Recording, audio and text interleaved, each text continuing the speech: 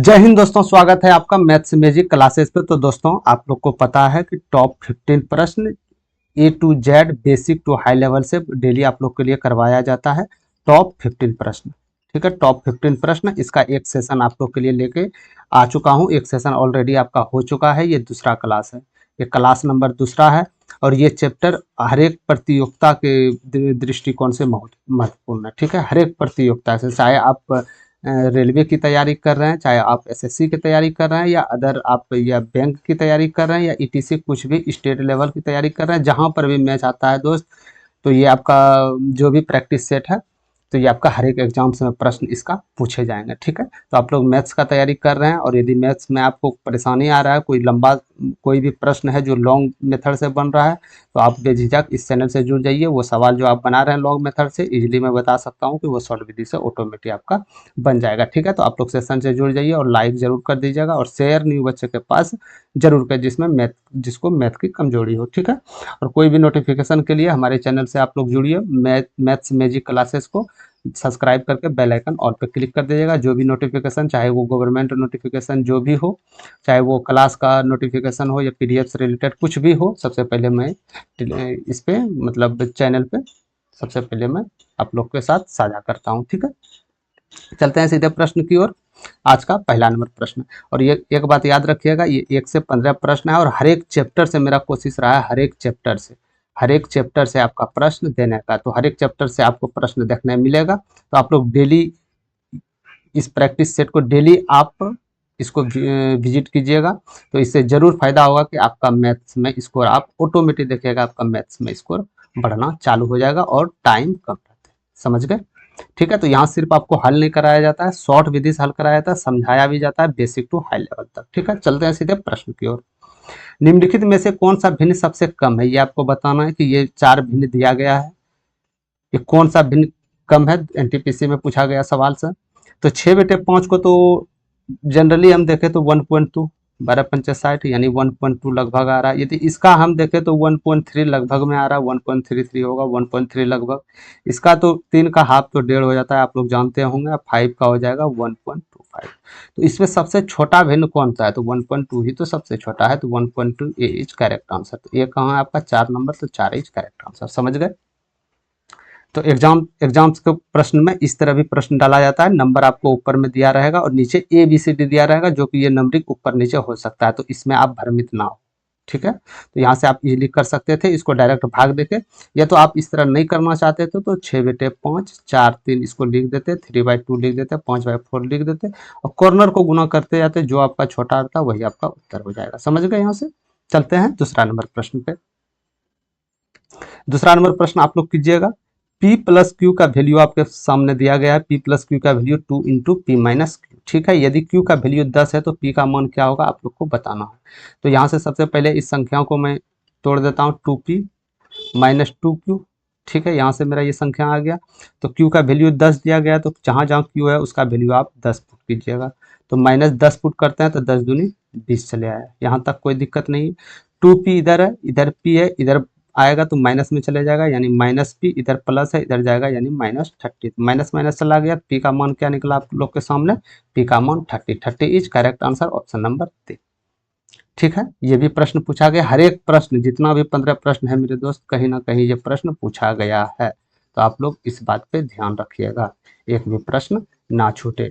और आप लोग लास्ट में जरूर कमेंट कीजिएगा 15 प्रश्न में आप लोग कितना प्रश्न हुए। यदि आपका 15 में 15 सही है तो आप एक्सेलेंट है, कहीं कोई दिक्कत नहीं। यदि 15 में थोड़ा 10 सही है तो आपको थोड़ा मेहनत करने की आवश्यकता है। चलते हैं आगे प्रश्न की ओर। ये प्रश्न पूछा गया था, इसमें मात्र 21% स्टूडेंट ने जवाब दिए थे, ठीक है। और ये प्रश्न 2000 एनटीपीसी 2016 में पूछा गया था, और 2000 ये शायद 25 में भी प्रश्न को देखने को मिला है। सिर्फ इसका ये ऑप्शन चेंज था, ये ऑप्शन चेंज था, बाकी बात सब क्वेश्चन सेम था। तो एक अभाज्य संख्या के बारे में आपको बताना है कि एक अभाज्य संख्या में क्या चीज हो सकता है, ठीक है। तो पहली अभाज्य संख्या का एक्सप्लेन देख लेते हैं। अभाज्य संख्या आखिर कहते किसे हैं?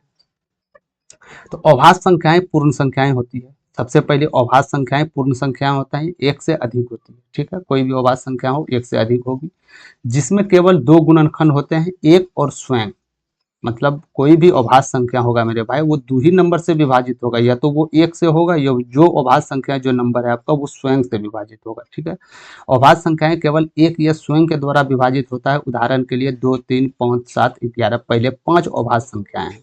ठीक है, तो 5 पहले अभाज्य संख्याएं ये है, इसको आप यदि देखते हैं तो ये एक और स्वयं से यानी 2 1 और 2 से विभाजित, 3 1 और 3 से, यानी कोई भी दुनिया में कोई भी नंबर एक और स्वयं से विभाजित हो तो वो अभाज्य संख्या माना जाता है। बट अपवाद में आपको -0 और 1 इसको अभाज्य संख्या नहीं माना जाता है, इसको आप ध्यान दीजिएगा। 1 और -0 को अभाज्य संख्याएं नहीं माना जाता। ठीक है, और अभाज्य संख्याएं जो दो स्थानों को अलग करती है जिन्हें जुड़वा अभाज्य संख्याएं कहा जाता है। जैसे आप एग्जाम्पल में देख सकते हैं 3 5 5 7 29 31, इसको जुड़वा अभाज्य संख्याएं कहा जाता है। ठीक है, -0 और 1 को छोड़कर एक संख्याएं या तो अभाज्य संख्याएं या संयुक्त संख्या होता है। ठीक है, -0 या 1 ये दोनों संख्याओं को छोड़कर या तो वो संख्या जो भी होगा या तो वो अभाज्य संख्याएं होगा या तो वो संयुक्त संख्याएं होगा।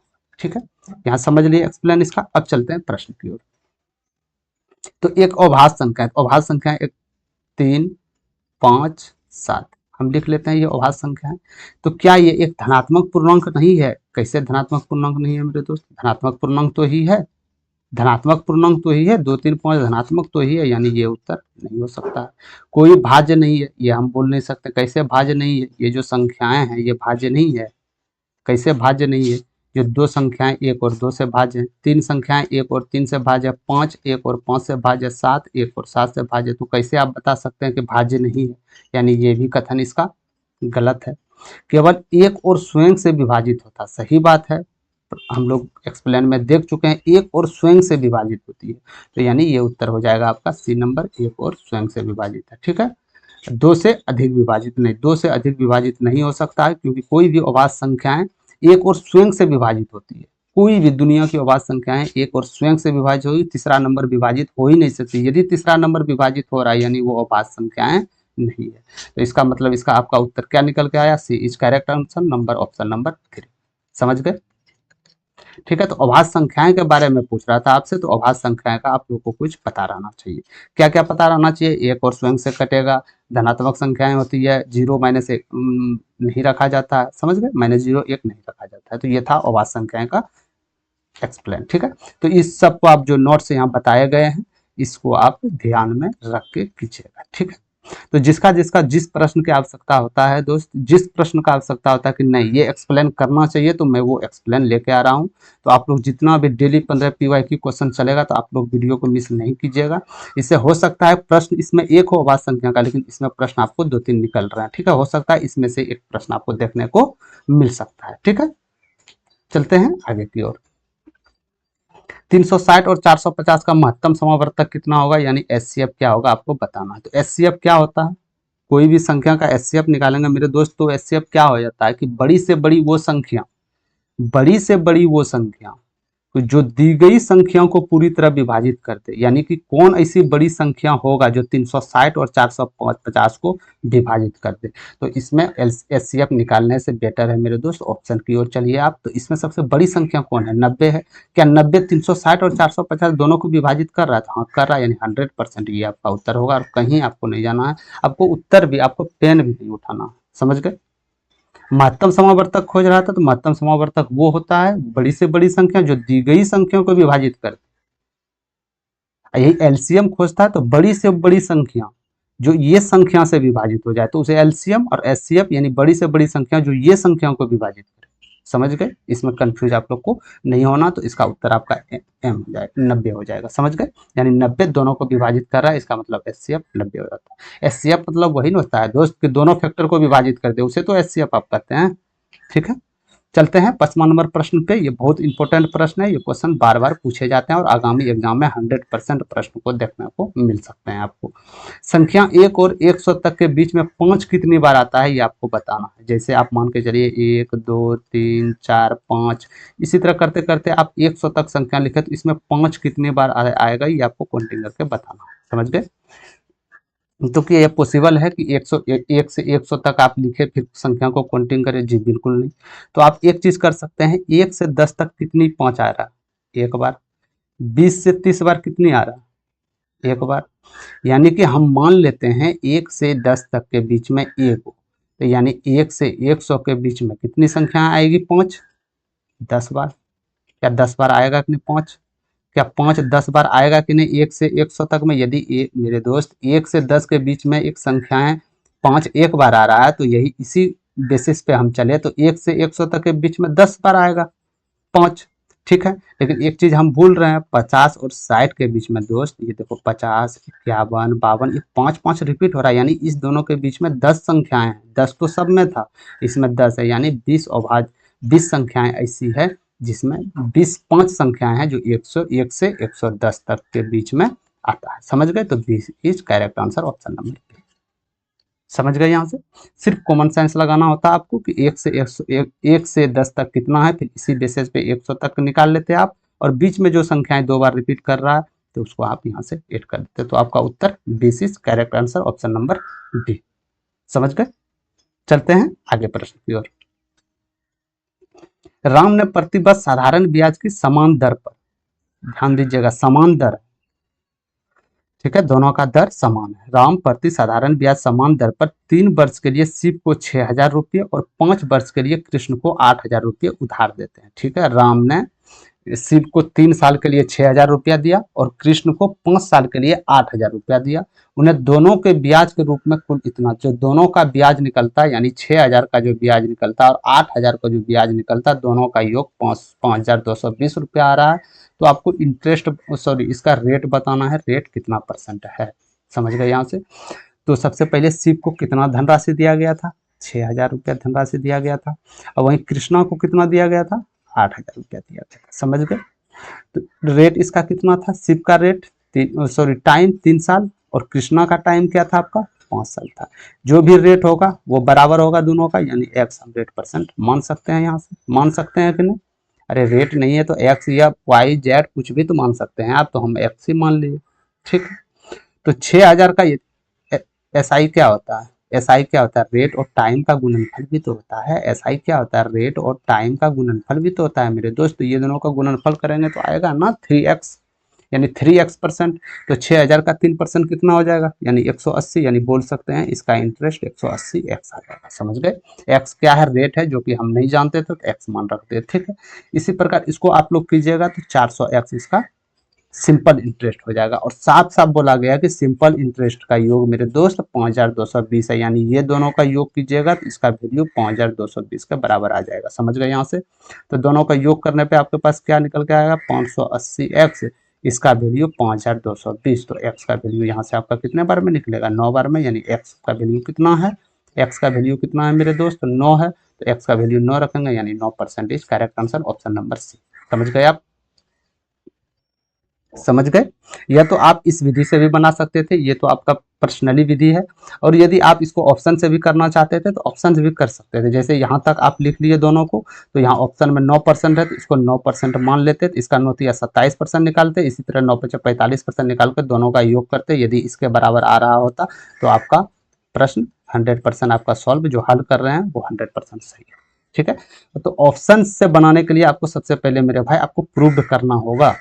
समझ गए? क्या ये इतनी संख्याएं आ रहा है कि नहीं? यदि ऑप्शन से बनाते हैं तो कोई ना कोई एक फैक्टर को आपको प्रूव करना ही होगा। समझ गए? तो आप जिस विधि से इसको बना सकते हैं।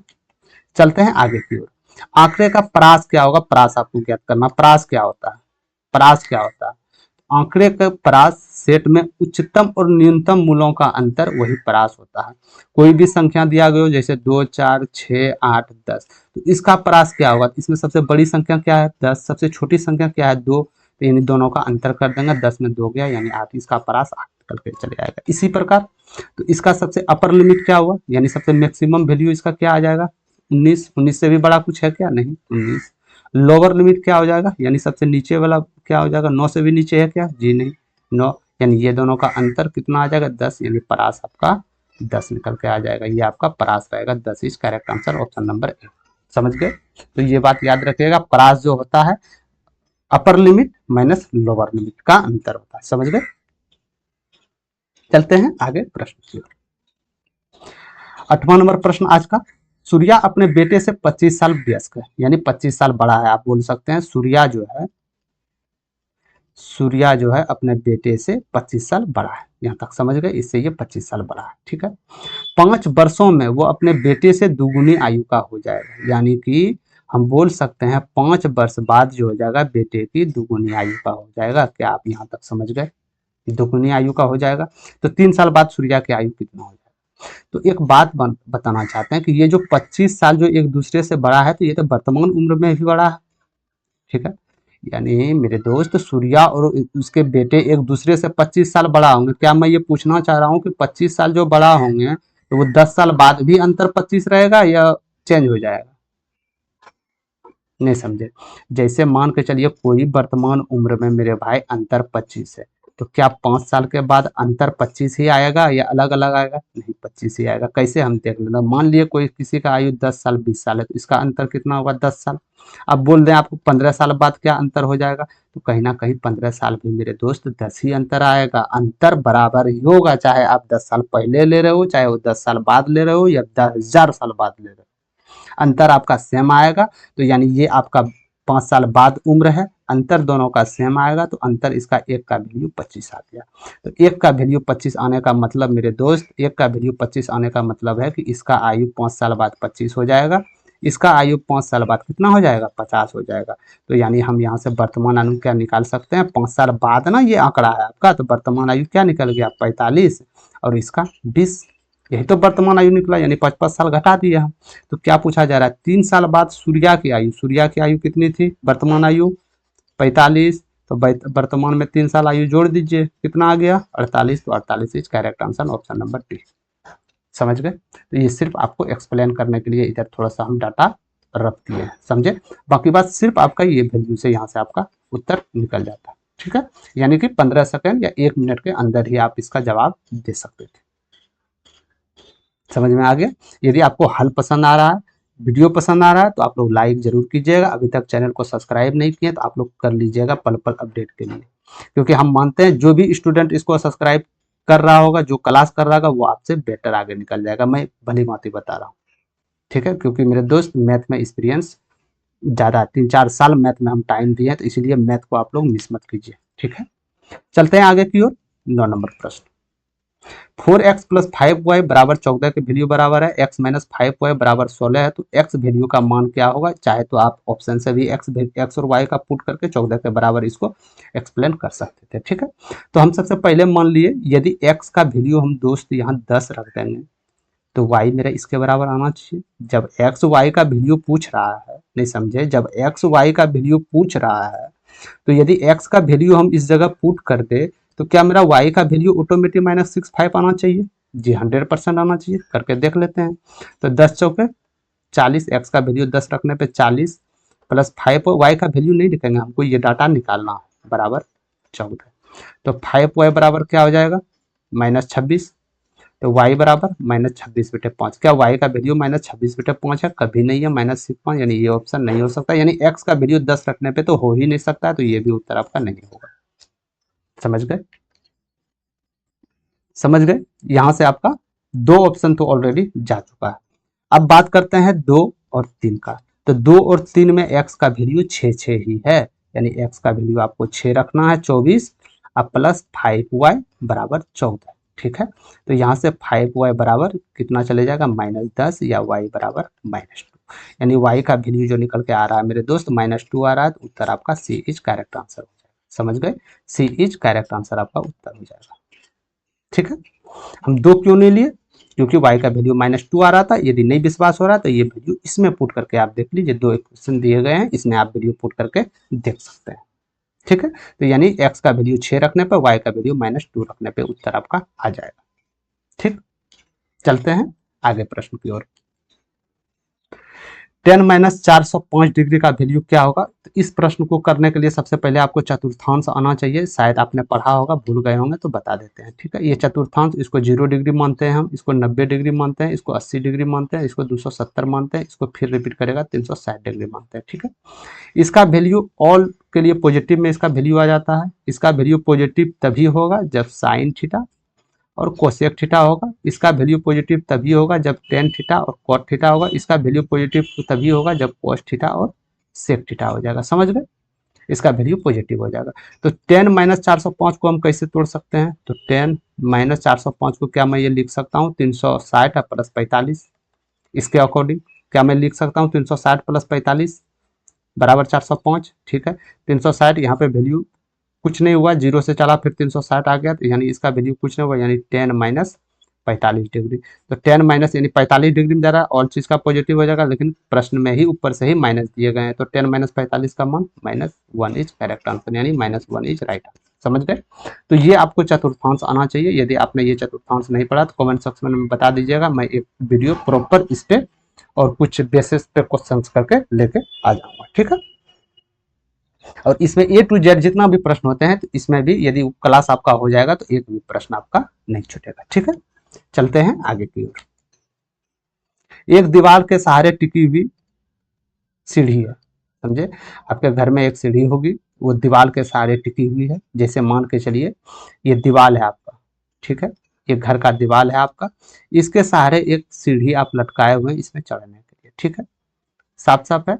और उसका उन्नयन कोण 60 डिग्री है। तो उन्नयन कोण क्या होता है, जब धरती से सीढ़ी ऊपर की ओर जो कोण बनाती है उसे उन्नयन कोण कहते हैं मेरे दोस्त। ये उन्नयन कोण 60 डिग्री हो गया, समझ गए?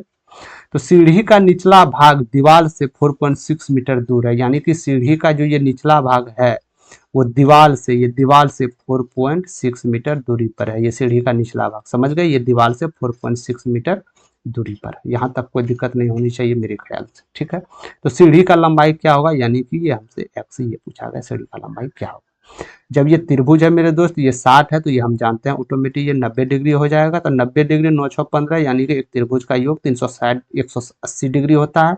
ऑलरेडी 150 डिग्री चला चुका है, यानी 30 डिग्री का वैल्यू बचा है। ठीक है, तो आपको ये मानना होगा 30 डिग्री का वैल्यू सामने वाला मेरे दोस्त, इसको ए माना जाता है। 60 डिग्री का वैल्यू a√3 होता है, ये आप निकाल भी सकते हैं, इसका वैल्यू 2a हो जाता है।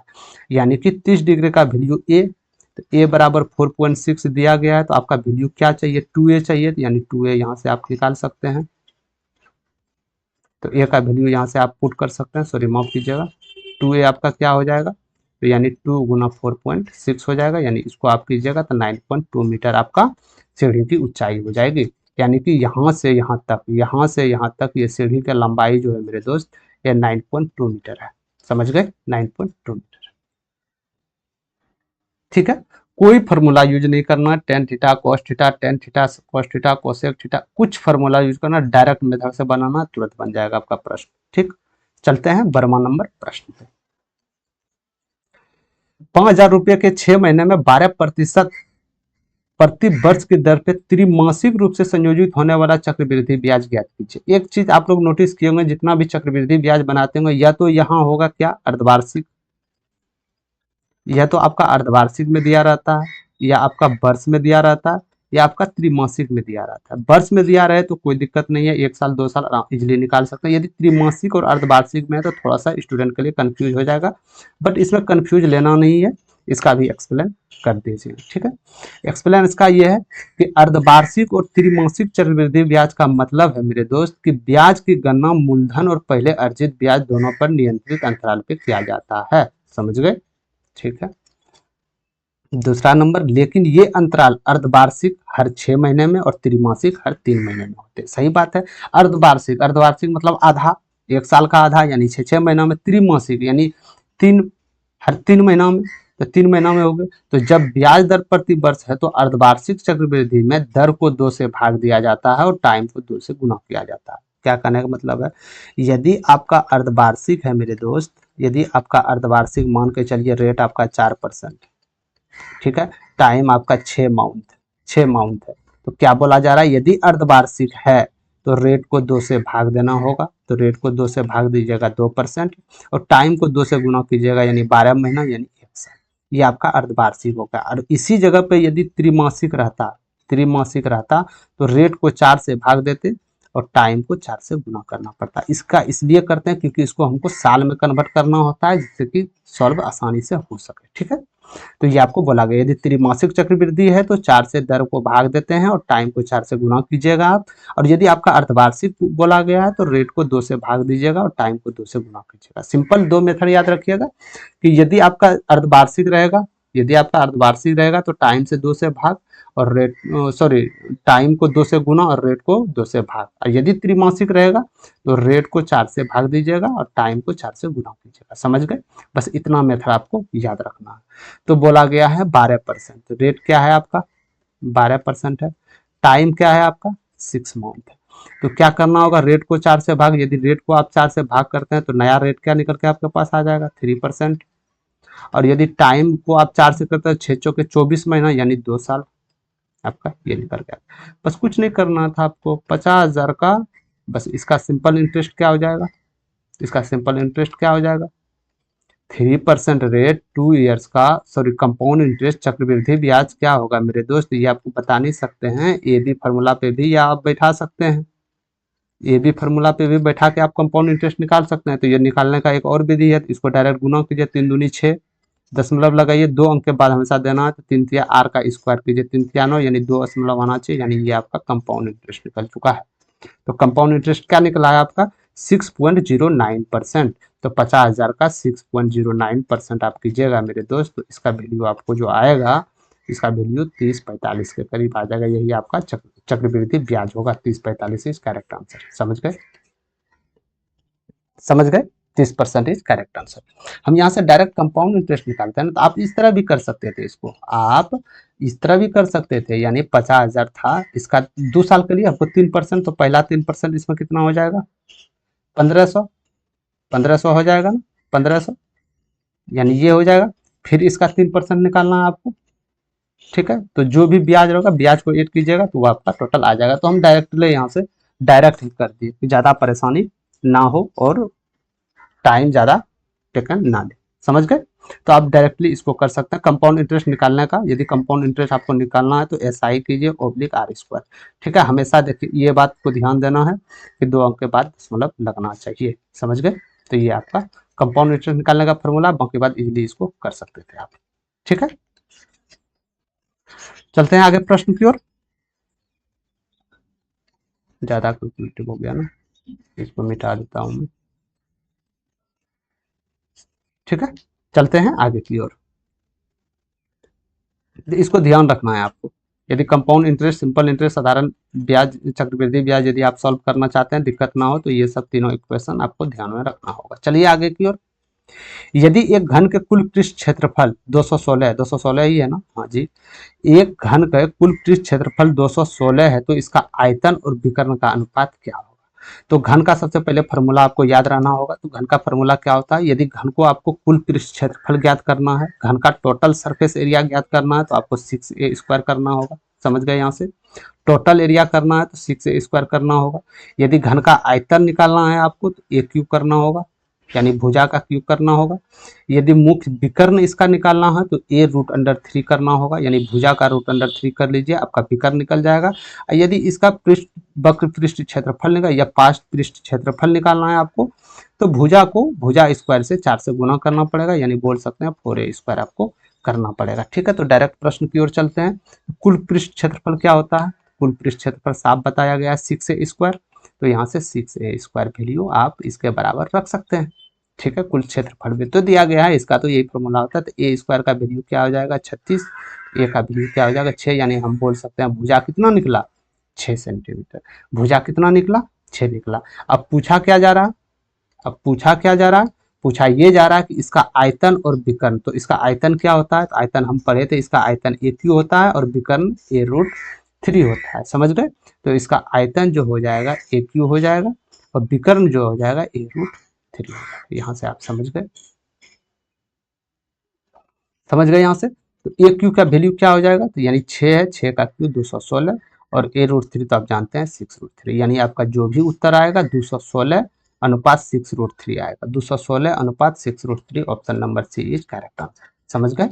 तो आपको ये फार्मूला आप याद रखना होगा, ये घन का टोटल फार्मूला यहाँ से, इससे बाहर क्वेश्चन आपका नहीं जाएगा, ये बात याद रखिएगा। समझ गए?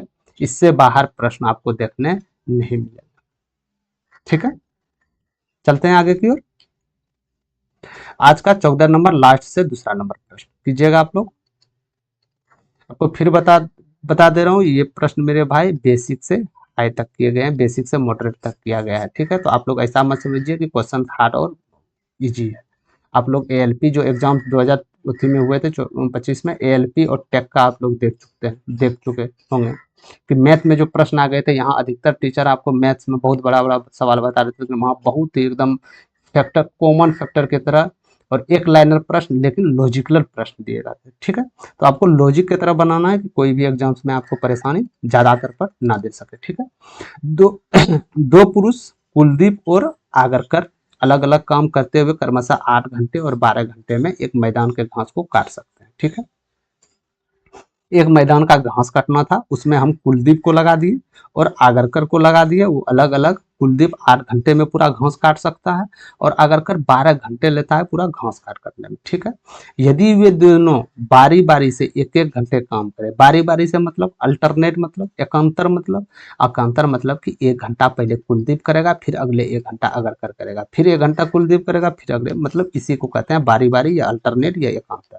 ठीक है, तो इसमें बहुत सारा टर्म निकलता है। 1 घंटे में करते हैं और कुलदीप सुबह 9 बजे काम शुरू करता है, काम आपका शुरू कुलदीप करता है वो भी 9 बजे, तो घास काटने का कार्य कब समाप्त होगा ये आपको बताना है। ठीक है, कोई दिक्कत नहीं है। तो सबसे पहले कुलदीप कितना दिन में कर सकता था, ये 8 घंटे में। आगरकर कितना घंटा में, 12 घंटे में। तो टोटल तो काम होगा ना मेरे पास, कुछ कुछ तो आपके पास टोटल काम होगा। टोटल काम वही होता है एलसीएम जो दोनों से विभाजित हो जाए। क्या 12 दोनों से भी नहीं, दुगुना लीजिए, 24 जी हो रहा है। तो यानी ये एक दिन में कितना इकाई घास काटेगा, 3 इकाई। ये एक दिन में 2 इकाई। ये कम काट रहा है, ये ज्यादा काट रहा है, तभी तो कम समय लग रहा है, तभी तो ज्यादा समय लग रहा है। ठीक है, तो दोनों को देखा जाए तो एक दिन में यानी एकांतर दिन में, बारी बारी दिन में, बारी बारी दिन में यदि हम लेते हैं 5, ठीक है, यानी 2 दिन में 5 काम करते हैं। टोटल काम आपका कितना है, टोटल वर्क आपके पास कितना है, टोटल वर्क आपके पास 24 तो ही है मेरे दोस्त। 24 है टोटल वर्क। 2 दिन में एक कर रहा है यानी के प्लस ए, 2 दिन में एक कर रहा है ना। तो यहां से हम देख सकते हैं कि 2 दिन में एक करा तो पूरा काम ये पूरा कर सकता है, कभी नहीं कर सकता। यानी कि ये 4 दिन यदि अल्टरनेट करे तो ये 5 काम कर सकता है। शेष काम आपके पास 4 रह जाएगा, शेष काम आपके पास 4 रह जाएगा। तो यानी 4 दिन ये लगाया ना, ये 4 डे है ना मेरे दोस्त, तो 4 डे लगाया, ये अल्टरनेट है। 2 दिन में एक दिन, यानी कि टोटल डे जो मेरा निकल जाएगा, टोटल 8 दिन निकला। ठीक है, टोटल 8 दिन निकला। ठीक, तो यानी शेष काम कितना बचा है आपका, 4। डे कितना लगा, 8। अब कौन काम करेगा, पहले कौन काम करता है, कुलदीप करता है। तो कुलदीप एक दिन में कितने इकाई, 3 इकाई, 4 इकाई बचा है तो 1 इकाई कर लेगा, शेष काम आपका 1 इकाई बचेगा, यानी एक दिन इसमें ऐड हो जाएगा। ठीक है, अब शेष काम बचा है 1, और ये जो करता है ये एक दिन में 2 काम करता है, यानी कि हाफ घंटे में ये लेके निकल जाएगा प्लस हाफ, यानी क्या यहाँ से आ गया 9.5 घंटे में। ये घंटा है मेरे दोस्त, याद रखिए ये घंटा है। ठीक है, ये घंटा है, यानी कि 9.5 घंटे में ये पूरा कहानी खत्म कर देंगे, 9.5 घंटे में। तो काम स्टार्ट हुआ कब था आपका, 9 बजे। काम स्टार्ट आपका कब हुआ था, 9 बजे काम स्टार्ट हुआ था। 9.5 घंटे आपको देना है इसमें, तो 9 घंटे, 9 बजे 9 9 18, यानी 6:30 में आपका, 6:30 PM में आपका काम खत्म हो जाएगा। 6:30 PM is correct answer, option number C. ठीक है, कहीं कोई दिक्कत नहीं है। चलते हैं आज का लास्ट नंबर प्रश्न की ओर। एक व्यक्ति 25,000 रुपये अपनी शुरुआती निवेश के साथ एक चाय की दुकान खोलता है। वो अपना 30% पैसा, किसका, इसका जो मूलधन है, इसका जो इन्वेस्ट किया था, इसमें 30,000 पैसा अपने दुकान के सजावट पर और 20% अनावश्यक चीजों पर लाने में खर्च करता है। तो अपने व्यवसाय के लिए वस्तु खरीदने के लिए उसके पास कितना पैसा और शेष बचा है। ठीक है, टोटल कितना पैसा ये शुरुआती निवेश किया था, 25,000 रुपया। क्या 25,000 रुपया किया था, ये क्या 100% का वैल्यू है, ये 25% नहीं मानते हैं 100, चलिए 25% वैल्यू। ठीक है, 30% ये पैसा तो सजावट में खर्चा कर दिए भाई साहब, 20% ये अनावश्यक चीजों में खर्च कर दिया। टोटल कितना, 50% खर्चा हुआ। टोटल खर्च कितना हुआ, 50%। तो बचत क्या होगा, 50% ही तो होगा। टोटल धन में यदि आप 50% खर्च कर रहे हैं मेरे दोस्त, तो 50% तो ही आपका बचत होगा। तो 50% इसका बचत होगा, तो इसका 50% क्या 12,500 नहीं हो जाएगा, 12,500 इज करेक्ट आंसर। ऑप्शन देखने में लग रहा है प्रश्न में कितना लंबा है, लेकिन एक चुटकी में आप बिना कुछ पेन उठाए आप सॉल्व इसका कर सकते थे। ठीक है, तो यही आपको सीखना है इस चैनल पे। और जो भी मैथ्स में आपको परेशानी है, बहुत टॉप पे जाना है मेरे दोस्त आपको। ठीक है, तो आप लोग मैथ में प्रैक्टिस करते रहिए, बस मैथ प्रैक्टिस का खेल है। प्रैक्टिस जितना कीजिएगा आपका मैथ में उतना निखार आएगा, समझ गए। प्रैक्टिस कीजिए और लॉजिक लगाइए, समझ गए। लॉजिक लगाइए, सबके पीछे भेड़ के चाल में मत चलिए मेरे दोस्त। लॉजिक लगाइए, लॉजिक क्या लग रहा है प्रश्न को समझिए। ठीक है, तो आज आपका यही तक प्रश्न था मेरे दोस्त। इसका पीडीएफ यदि चाहिए आपको, टेलीग्राम चैनल पे ज्वाइन होना होगा जाके, या तो हम डिस्क्रिप्शन में लिंक दे देंगे टेलीग्राम चैनल पे, उस पर क्लिक करके आप डायरेक्ट टेलीग्राम चैनल पे जा सकते हैं। ठीक है, तो आज के लिए इतना ही। यदि आपको वीडियो पसंद आ गया हो तो लाइक जरूर कीजिएगा, शेयर जरूर कर दीजिएगा। जो जो बच्चे मैथ से डर रहे हैं या मैथ से परेशानी आ रहा है तो शेयर कर दीजिएगा। उसका जो भी मैथ्स में परेशानी हो वो आज दिन के बाद उसका नहीं रहेगा। तो इसीलिए आप लोग मैथ मैजिक चैनल को सब्सक्राइब करके बेल आइकन ऑल पे क्लिक कर दीजिएगा। ठीक है, तो आज के लिए इतना ही। धन्यवाद, मिलते हैं नेक्स्ट क्लास में। जय हिंद।